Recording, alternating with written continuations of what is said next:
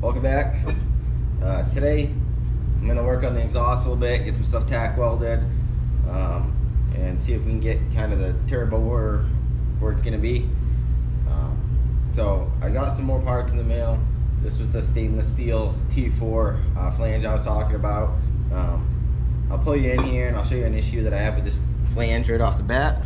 So as you can see, it warped when it was welded.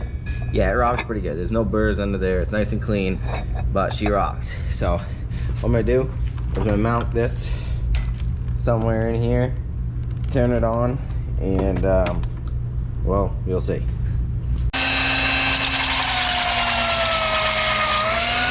Check where it's right in the middle.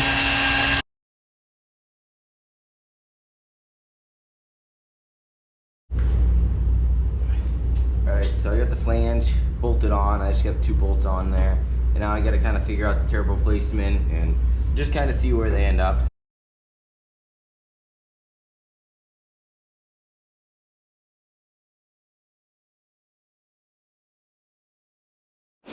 Alright guys, so you just saw a photo of it, a couple of photos of it all mocked up from different angles, just all tack welded. I'm starting to weld it together. Welds aren't pretty, but I'm putting a lot of fill in there on accident. This one I tried lightening it up a little bit. We'll see. I'm just welding like regular flux core. I got the welder. It's just a Harbor Freight welder from like 8 years ago. I'm on max setting, and I'm running about 3 on the wire feed. It's 35 thou wire, and I'm gonna go ahead torch this, and I'll let you guys sit back and kind of watch what I'm doing. Just preheating, getting the moisture out.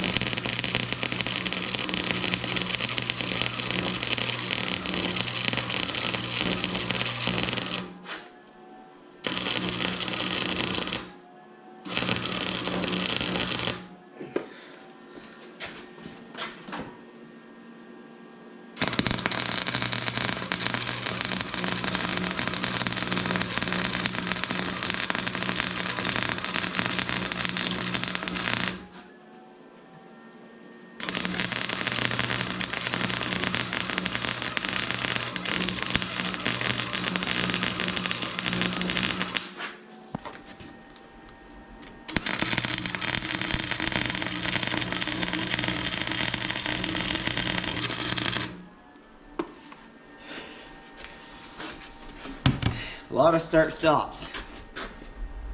She does not look pretty, but she's welded. I'll check for leaks, and she's not gonna go anywhere. You can see where I had a big tack weld here, a pretty wide one. Yeah, so I built up a lot of material there on accident, but as long as she doesn't leak, we'll check it out. They're not gonna be pretty, and this is getting exhaust wrapped, so I won't have to grind my welds. Alright guys, so I kind of got all excited and just started tackling this. Didn't have anybody to film, but my welds aren't that great. I think they're gonna seal though. I think they're all sealed up. Yeah, the stainless does pretty good, but you really have to be smooth and consistent with it, which obviously I didn't do. But everything is welded. I had to shorten this side because this side was actually longer than that side. That's probably just how it set up, I guess.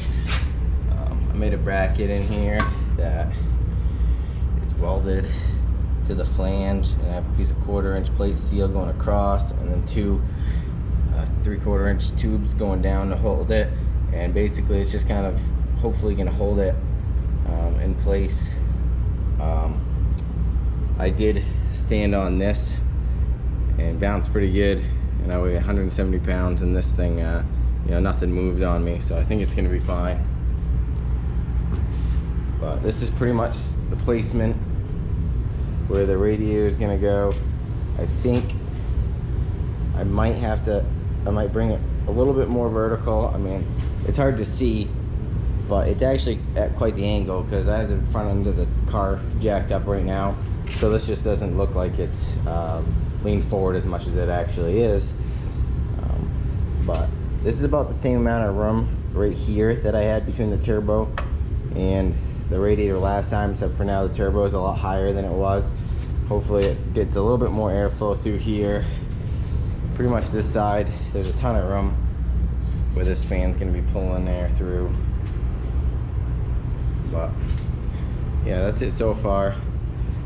And I have an idea for radiator support. Before I had like this really quite janky 1/8" steel that I just kind of riveted all together.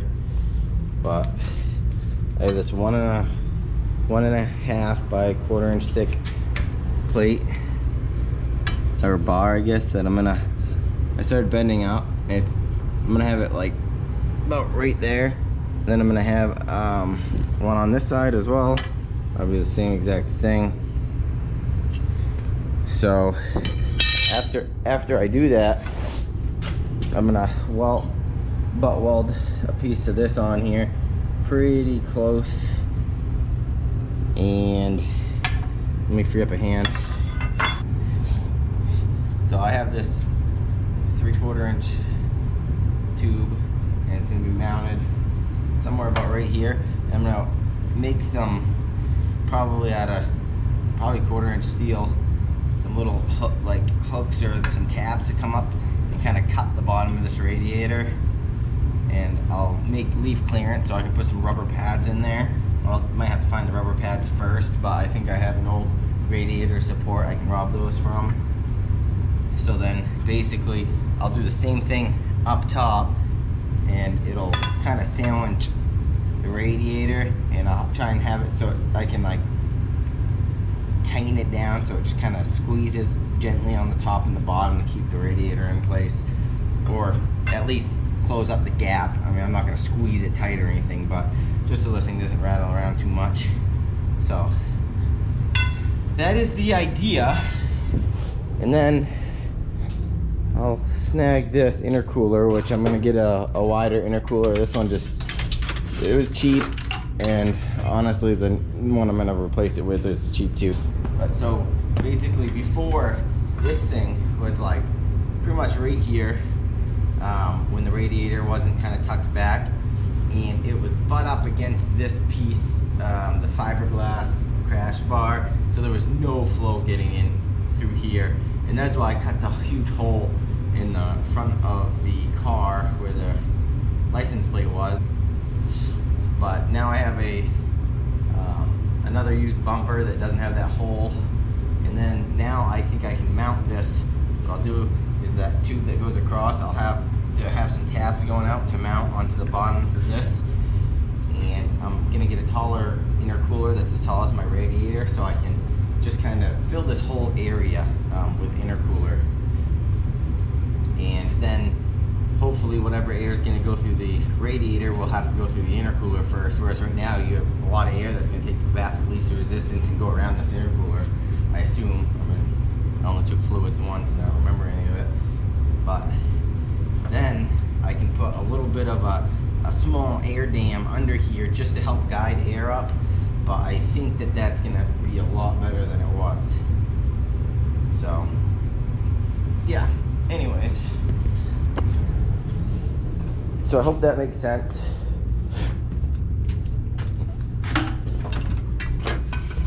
Hopefully get my intake air temps down. They were climbing up to like 170, 180 on a long pull.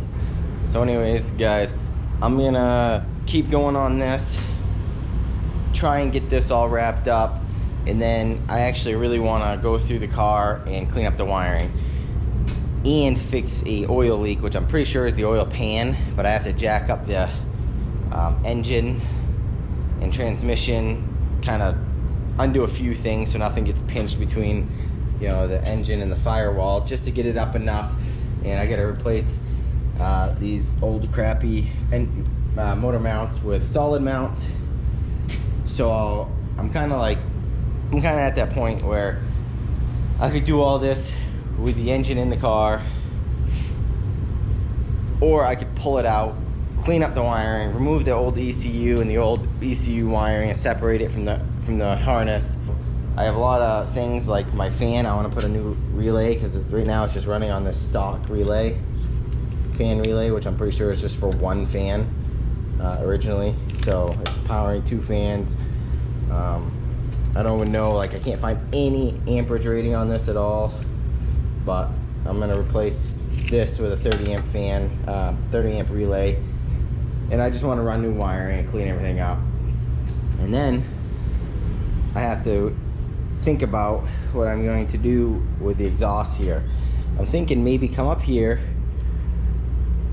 dump it out of the hood right here, which I'm hoping would probably be about right here on the hood, maybe a little further back. Dump it out there, put a exhaust cutout on it, and then, you know, in theory that's gonna run up through here and boop, or somewhere around here-ish. And then I want to Y off of that with either a 2.5 or 3 inch exhaust for daily driving. Come up through here, run it out back, do dual exhaust back there or something.